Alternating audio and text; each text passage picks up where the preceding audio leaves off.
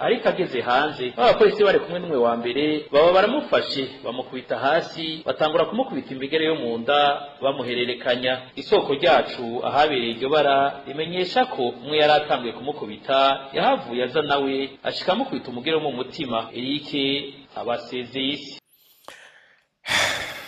Nshaka ko atanumwe yogirwa nabi, nshaka ko leta yoba umuvyeyi ahumuriza bose akabakingira.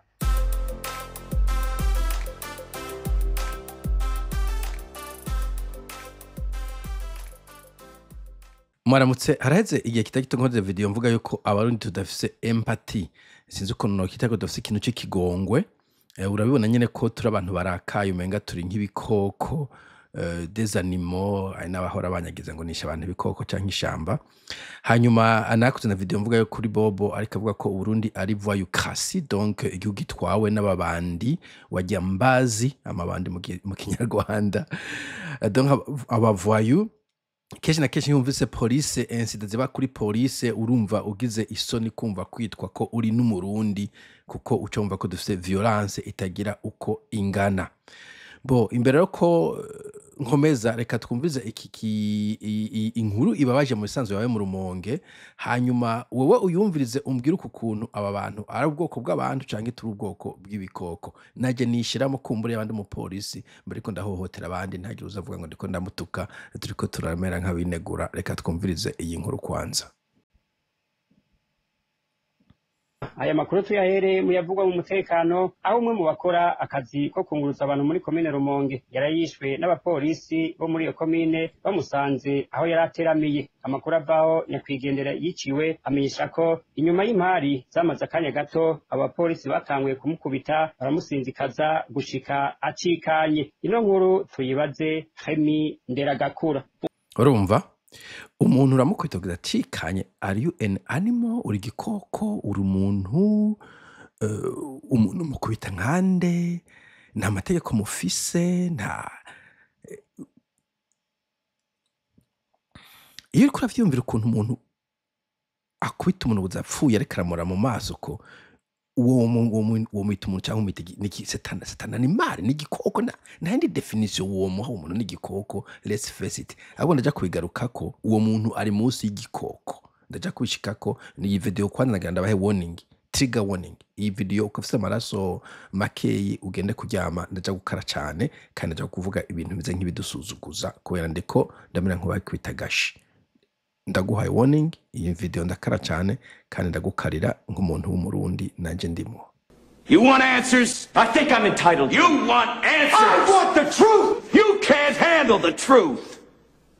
Uwo mushoferi yarayagandagwe n'abapolisi bo mu Rumonge yaracwe ku izina rya Eric batazira Mututsi. Babiri muri abo bapolisi bakoze iryo bara, umwe yitwa Serjani Kunda Emery afise nimero ya matrikire COP 2226, agakwego gashinze COPN 4339 hamwe na mugenzi we Uwimana Beze afise nimero matrikire CAP 6172, agakwego gashinze APN 224,572. Kuko abaraha iryo bara ryabereye bavyiganiye FPA, nyakwigendera niwe Eric yari yicare mu bunywero bwaho bita Mogaza aho mu Rumonge. Nyuma yaho abapolisi bahavuye bamusanga aho yicaye batangura kumwagiriza ko ari kasoma agacupa amasaha ataragera, ariko Eric we arabihakana ababwira ko yari yicaye bisanzwe atacari karanywa. Umwe mu bapolisi niko kumukubita ikofe mu kwigwanira yikiza umupolisi. Eric yaragerageje kunigana nawe arondera uko asohoka aho yari yicaye, ariko ageze hanze abapolisi bari kumwe n'umwe wa mbere baba baramufashe bamukubita hasi batangura kumukubita imbigere yo mu nda bamuhererekanya. Isoko ryacu ahabereye iryo bara rimenyesha ko umwe yari atanguye kumukubita yahavuye aza nawe ashika mukubita umugere wo mu mutima. Eric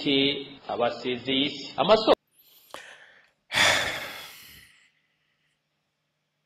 amasoko yacu muri komine Rumonge amenyesha ko kuri uwa gatatu babiri muri abo bapolisi basinzikaje nyakwigendera kugeza acikanye bahavuye barengutswe imbere y'ubutungane ariko mu nyuma baranka kuburana basaba ko bohabwa abababuranira ari bo bavoka. Abanyagihugu basaba ko bocibwa urubanza rubabereye hakurikijwe amategeko atakubakingira ikibaba kuko atari rya mbere abapolisi bica abanyagihugu. Akarorero ka hafi kakaba ari uwundi mushoferi w'ikamyo yiciwe mu Mirango mu ntango z'umwaka yagirizwa kwiba igitoro. Donc urumva subwa mbere abo bahizi, abo thugs, abo bajambazi, ces idiots, ces animaux, ces imbéciles, sorry je sinakunda gutukana mais come on, ce sont des primitifs, abantu ba primitifs, primates bica umuntu. D'abord ngo umuntu bamusanze mu kabari, niba hariho amasaha akabari katagomba kuba kuguruye, akabari kagomba kuba kugaye. Bo sinumva n'igituma leta ipatronizing abantu ngo abantu banywa inzoga y'amasaha banywa inzoga na okay fine, ubikoze basi bikore kukuzi ku bantu banyu uri gutwara abantu b'ingigi okay, mugabo nyene akabari agomba kuba tuguruye, kagomba kuba kugaye. Niba umuntu yugurira akabari amasaha atari ko kukugurura, ni nyene akabari acibwa fine. Bo uwundi nawe wese yakoze icyaha cyaricyo cyose, na cyane cyane kitari cyaha cy'amaraso, nta bihano bihari byo guhana abantu nga mu Burundi atari kubakerera. Nta bindi bihano mufise. Mwebwe umuntu igihano cyose kiza no gukerera no gupfunga no gutamuruzi, kerera pfunga tamuruzi, nta mande mwanditse, nta gitampana vyaha mufise. Abo ba thugs ba police mukoresha nta mubatora mu ishamba muja guhitana abantu muvanye abo bantu bavahese zanimo mu bakora mwiyanja gutantu barundi ngo bikoko vy'ibijyanyi bibona umuntu yicaye ngaho mu kabari araturiye, ufata ko yarenze iryo tegeko, ufata ko arekaranywa inzoga umwice. How igipolisi bundi gifise inkoho, nta muntu numwe umweretse inkoho yoza kukwirukako, nta muntu numwe urashe hejuru yoza kukugwanya. Mugabo ngo mumukubita imigere y'amakofi ngumu mpaka apfuye. Are you animals? Mwe muri bikoko ibintu vy'ibijyanyi? I don't know man, just since abantu bakwankangisha ngo ntuzoze mu Burundi, ndiyumvira ucyo gihugu ko kangisha niki, it's a jungle, ni shamba. Ntabwo nzoza ko ntabwo ndingo ntabwo n'intare nzokwigumira ahantu hari amahoro, ahantu hari umutekano. Mais c'est très ridicule ko byo jemvura amajambo mvuga. Okay, je nta majambo mfite ko nuvuga ko bintu nk'ibi. Ibi bintu nk'ibi donke man. Donc uyu yari umuntu umushoferi abafise famille agize ati mfata akaruhuko, asezeye umugore n'abana ati turasubira ku mugoroba, uramugandaguye uciye utaha wewe ndongera bamburanira. You are an animal, you are a thug, ntiwagomba kuba uri ku isi, wagomba kuri ahantu nko mu ishamba, muri parke quelque part, muri zoo. Okay, nce nibuka ahubwo comment umuntu mayize gushaka kuri ngaha kuri channel imwe igena avuga ibintu vy'Imana n'imivumo twavumye mu Burundi. Reka ndayisoma ahubwo ndumva ko ariyo imera nk'isendetiza uko uburundi bwifashe, uko abarundi turi. Mu mbabarire abantu mukunda kurakara ngo natukanye nagize gute, birabaraba. Igihugu ndakivuga ko kiri, nta gihugu nakimeje ndumva abapolisi bica umuntu atari arme. Ndaza haruza kuvuga ngo hariho Floyd. Go be stupid somewhere else, okay? Ugenda ube stupid, genda ukora research wenyine, singene namujya kubivuga. Genda ukora research, utashoka gukora research, genda widigadige kuri za WhatsApp zimbonera kure. Ariko reka donc iyi comment y'umugabo nibaza kwishura ku resume en fait uko jewe mbona uburundi na twebwe abarundi naje ndimo wanashaka. You can't handle the truth. So i comment yari kuri video nakoze mvuga ko kumbure mu bundi tuje kwa twaravumwe kubera kumbure amaraso agiye hasesekara. Iyo video narayikoze. Hanyuma i comment donc uyu muntu ashasikiza comment ngaha narishyuye ndaja kubereka n'inyishu namuhaye. Avuga ati kumbure namwe mumfashe kuvyishura. Havuga ati narabajije nta numwe yanyishyuye. Bo mudufashe inyishu iragoye kumenya. Ati nta nabaheburayo bo aje abo baheburayo ntabonzi canke bamwe kuva ku wa gatanu baba bariko bazirikana ijambo ry'Imana. Bo abo nabo sinzi ko aja kuvuga ba bandi birirwa barataratamba hirya no hino ngo bashize Imana imbere, canke ko hari uwundi mugwi w'abantu bari ku wa gatanu bavuga ijambo ry'Imana. Dusubije amaso ku mabi twese tuzi bamwe mu Burundi bakorera abandi Barundi. Musubize amaso inyuma murabe aya mabi abarundi bariko bakorera abandi Barundi. Ndiko ndasoma comment iri public mushaka kuja kuyiraba. Atakubesha musanga mu Burundi tuzi ubwenge. Mbanje kwa cambere musanga Uburundi turazi ubwenge. Ko kenshi na kenshi uzi ubwenge nukuri amabi abandi kuko urateke amfete kujya bona ibikoko bijyana no kubera ubwenge bukeyi. Abantu bari develop afite ubwenge barafise izi nzira zo gutatura amatati batabanje kujyana batanje kugwana. Bafise inyama bagabura nika kuzosanga abantu bari kubatemana canke bajyana amenyo kujya kwimbwa iyo zihaye inyama. Ubahaye inyama abantu babiri barica bateka tugabure ku mitigiri burya n'ubwenge. Okay, ndasoma kandi ati musanga mu Burundi tuzi Imana. Bo Uburundi nta mana tuzi kumwe ndaja kubereka inyishu namuhaye reka kwanza ndabisome ndaja kubaye ikinyishu mu gihe cyo muvugako. Mugaye cyo mva n'icya kabiri cya mbere turazi ubwenge, icya kabiri turazi Imana, icya gatatu musanga mu Burundi uko tumeze muri ayo mabi twovuga ko dufise umushaha. Umushaha nibaza ko ari iki terme abakatolika bakoresha mu kuvuga umutima. Turafise koko umutima mu Burundi. Arangiza avuga ati hagire uwonsigurira iyo mana dusenga mu Burundi iyariyo. Babaheburayo sinzi abari bokwe wonsigurira bwana naka ababaheburayo abaribo jako twumve. Okay, aduhaye challenge. Jako mudusigurire ibi mwishure ivyo bibazo abajije. Turafise ubwenge, turafise umushaha, turazi Imana. Ibibazo bitatu ushobora kwibaza wumvise nk'iyi histoire, nk'iyi nkuru y'akababaro yabaye ibaye mu Rumonge. Kandi novuga ko ari inkuru nyinshi nk'izi zibabaje ziba ziriko ziraba hafi mu ntara no mu makomine yose. Okay, reka rero jewe nacengira nti reka ngerageze ndamwishure uko nshoboye. Ndavuga nti reka ndakwishure bwana Frederico. Nawe ushoboye kuja mukamwishura niryo zinagiwe nibaza ko nta kibazo riri ku murongo naza ko atavyo gusha birimwo. Nubwo ntari umuheburayo. Okay, ntabwo n'umuheburayo sinzi ivyo bisigura. Ikibazo cyambere yaje ati atakubesha musanga mu Burundi tuzi ubwenge. Ico ni kibazo cyambere yabagije. Navuze nti oya. Abarundi muri rusange nta bwenge tuzi muri rusange. En general, ushobora kuri brilliant mugabo en general statistiquement nta bwenge dufise. Okay? Uminyuje ndakubaza ama industrie, ama découverte, ama prix Nobel, ibintu nk'ivyo ntuhavuza kuvuga ngo hari ibyo ufise kuko ucisanga ntavyo dufise. Okay, we have to face the truth. Nababwiye uze urire no musi ndaja kuba brutally honest. Donc, hari n'ikintu bita IQ. Okay? Intelligence coefficient, intelligence coefficient. Donc mu Burundi iri muri 72 irindwi na kabiri. Mu bihugu biteye imbere vya Japon, vya disons za Singapore, za China, za New Zealand, za Australia biba hejuru y'ijana. Mbatwe turi hari hasi. Bon, nukuvuga abantu nk'abo bari muri yo range, umva hariho range ukuntu bavuga ko bene abo bantu usanga bafite ikibazo cyo kwiyumvira, abstract reasoning, hamwe wiyumvira. Donc abstract kwiyumvira ibintu utabona, no kuvuga imbere yo kwica umuntu ukabanza ukicara ukatangura kwiyumvira. Ntubone gusikiye yagukoreye ukwasa ukugomba kumwica ukanza ukiyumvira, eske nanje nk'ubu umuntu yonyica, eske nk'ubu je mfise abana bakabica. Izo abstract reasoning usanga ari ntoyi. Neza ko mu gipolisi bahitamo afise IQ hasi gusumvya. IQ, small IQ, you got the police. Umva umuntu novuga idiot, ufise intellectual disability ucuja muri PNB, Police Nationale du Burundi. I'm sorry. Ushaka kuba umupolisi uciye ubwenge birakuraba mugabo ibi bintu mukora mu gipolisi vyekana ko nta bwenge mufise. I'm sorry.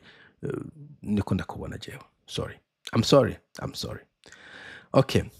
Donc range yiwacu en general iyi ni moyenne uyu ushobora kuba ufise nk'ijana 40 uri Einstein mugabo undi aca afise 20 aca ku drawinga down donc moyenne ukuntu zikora uwo ufise nk'umuriyoni ukaja hamwe n'umuntu afise ubusa muca mufita inusu y'umuriyoni umva moyenne nuko ikogwa ariko iboneka ko twe turi muri range yo hasi ku buryo turi hafi k'abantu tufise akagwara aka disability ko mu mutwe presque kandi benshi mu bari muri yo range yo hasi bivuze moyenne kuvuga harimo abafise ijana kumbure ba sepa ba Faustin bafite 120 hanyuma akaca abapolisi bafite 30 no chateye akaza ya 22 okay 30 uburi kidebire mu aciye agenda kirukona separoka mugabo sinzi IQ abapolisi no en principe okay ica kabiri uti musanga mu Burundi tuzi Imana naco navuze nti oya abarundi nta mana bazi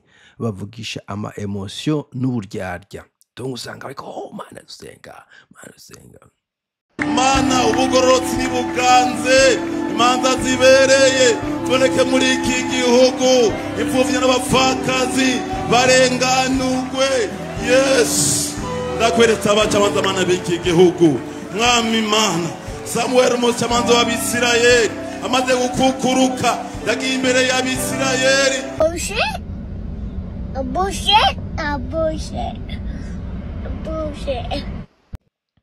ariko mu vy'ukuri nta kintu na kimwe principe z'iyo religion bariko barakorera yaba Bibiliya canke se pas zindi religion bakorera ntibaba bazitayeho no kuvyina no kuririmba no gusubiramo masloga bamwe bajyajya abandi batazi byo bariko baravuga nuko bimeze mugende mu mpinyuze nta bantu bazi Imana bagomba kwirirwa barica abantu bene wabo biba bakora ikibi gisanzwe ibi bibe kubona abarundi uburozi biki come on iyo mana ikumbure n'iyindi mana mugatari Imana tusanzwe tuzi Yahweh okay ico je nuko nakivuze ejo bundi umve ejo bundi wone jewe numvise iri nishuje namuhaye ejo bundi numvise ko nibeshe umwe mu bari barongoye eglise ya Ezebu ari mu mpimba yagirizwa urupfu nagize mu maskire kuwo bariko baragwanira ubwo buyobozi uwo muntu mwese muramuzi yararongoye Ezebu ndamubagize nagiwe nyambari Augustin hanyuma sinzi ukuntu vyagenze batangura gushwanira ubuyobozi bwa Ezebu bakiriko barabushwanira umwe muri abo bariko barabushwanira aricwa donc bamusanga ahantu baramwica bishoboka gute muri ko murondera kuyobora eglise y'Imana mugashiramo urupfu doesn't make sense muri ko musenga Imana y'ubwoko buhe nako ndagize ngo umuntu yamwishe mugabo umuntu yishwe kishi na keshi ukurabura n'umuntu agacapfa agaca yicwa biragoye kuvuga ngo ntubirimo biragoye kuba kwatozize ubwo rubanza barimo but in any case yarishwe nyene nk'inyamaswa nk'abandi barundi byerekana ko atamana tuzi amabi akorerwa mu Burundi n'ibihugu bemeza ko ari aba atheiste ntavyo bo kubahuka donc ugiye mu bihugu vy'Iburayi surtout bavuga yuko benshi ubu araba ate bagatwe ivyo vy'Imana vuze n'Imana bo guhitana ahubwo sinzi n'igihugu numvise yuko bagiye gufata ugize kote ya Bible bazoca bafata ko ari crime sinzi icyo nabisomye ndiko ndarengana mu news donc ariko ivyo bihugu still hageze ku kintu cyo gusesa amaraso ntacyo bakora hageze ikintu cyo kwiba ntacyo bakora baraba honnête morale bafise ethics bafise bonyene as humans evolved humans nk'abantu bevoriwe batari aba primitive batari abanyeshamba nk'abatwebwe sorry guys sorry ica gatatu yabajije ati musanga mu Barundi uko tumeze muri ayo mabi twovuga ko dufise umushaha nawe yanaze ntawo twebwe turushwa umushaha n'ibikoko nije nayavuze mu majambo kandi ndayashigikiye nibutse uyu muntu yitwa Dostoyevsky okay Dostoyevsky amajambo donc yanditswe na Dostoyevsky n'umwanditsi w'umurusiya Theodore Dostoyevsky yanditse ayo majambo bonagira kumbure ndabe ko no yaduza hejuru dushobore kuyasoma Bon, mushobora kuja kucisomera, mushobora kuja kugisomera mu gitabo bita Brothers Karamazov mu Congereza canke Les Frères Karamazov mu Gifaransa. Ugiye kuri Google ukarondesha kuronka PDF y'igitabo, iyo mvuze igisosazo ngo gisome cyangwa ukacumviza audio gishobora kuba kihari. Hanyuma sinibuka chapitre neza na neza, ariko ni chapitre bise ngo ni la Révolte.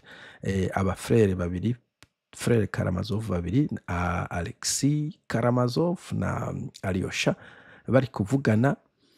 Umwe avuga ati on parle parfois de la cruauté bestiale, de la cruauté des animaux de l'homme. Donc hari gihe bakompara, on compare parfois bivana tradition, ariko hari gihe usanga bari kubagereranya ibikoko n'abantu. Umuntu akoze ikibazo bakati umuntu n'igikoko, avuga ko mais c'est une profonde injustice et une insulte envers les bêtes. Atariko tuba turenganije ibikoko kandi tuba tubitutse. Aucun animal ne pourrait jamais être aussi cruel que l'homme. Ati nta muntu nta gikoko gishobora kubagira cruauté nk'iy'umuntu. Donc niho kuvuga ko twe turi munsi y'abantu kubera iki y'ibikoko. Igikoko kenshi na kenshi kikurya ou bien ari nka self defense, kibonye gisagije kagusimbira ko inzoka kenshi na kenshi nuze ko ari ko ziri defenda canke gishonje kigomba kukurya. Umva ko kwakenga kikurya. Ariko umuntu ashaka kukwica atakurya, ashaka kuca atakintu mubange mwe na gitoya. Ikindi la plupart des cas usibye kumbure ubuyabo bufasha imbe bakayifinisha, iko kiragufata kigufatizo kikwica, end of story. Umuntu ashaka kubamba ku giti akakoreka azofaheza imisi 3. Ça c'est cruel. Bon, nivyo nashaka kuvuga. Eje numva inkuru ngize numva nshavuye cyane kabisa. Hari gihe numva ngize isoni, sinzi abantu bakora ngo ari proud kuba Barundi. Okay, be proud, ni sawa, mugabo ibintu nk'ibije birantera isoni, biramaramaza kandi birantera ishavu. Sawa, mubwire umunsi mwiza tuzosubira, nkaba nifatanije n'umugabo